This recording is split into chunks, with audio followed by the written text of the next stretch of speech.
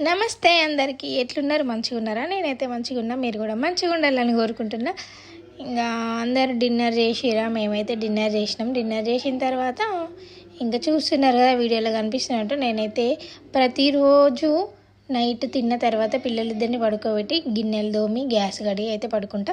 పొద్దున్నే లేవంగా మనకు అంగడంతో చూస్తే మళ్ళీ మనసున పట్టేది, ఆ పని కూడా తీరది.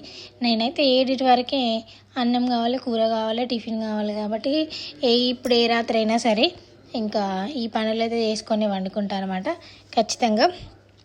కొంతమంది నైట్ పూట గ్యాస్ కడగొద్దు, లక్ష్మీదేవి రాదు ఇంటికి, అది మంచిది కాదు, అట్లా కడిగి పెట్టొద్దు అని చెప్తా అంటారు. కానీ ఏమయ్యా, నాకైతే అవన్నీ నేను పట్టించుకొని ఇంకా రోజు ఏ వారమైనా సరే ఏ రోజైనా సరే ఇంకా ప్రతిరోజు కడుగుతుంటా. ఇప్పుడు ఒకసారి కడుగుతాం, మళ్ళీ పొద్దున వంట అయిపోయాక అందరు ఎక్కడోళ్ళు అక్కడ వెళ్ళిపోయిన తర్వాత మళ్ళీ ఒకసారి బోల్దోమి గ్యాస్ కడిగి ఇంకా ప్రశాంతంగా ఉంటుంది అనమాట. బోల్దోమి గ్యాస్ కడిగితే మీరు ఎవరైనా ఇట్లా రాత్రి కడిగి తోమి పడుకునేటంటే కామెంట్ సెక్షన్లో కామెంట్ చేయరు. ఇదే అనమాట, ఇంకా మన లైఫే ఇంతే, ఆడోళ్ళ లైఫే ఇంతే కదా. ఏం చేద్దాం, తప్పదు. Bye bye. Please like, share, subscribe.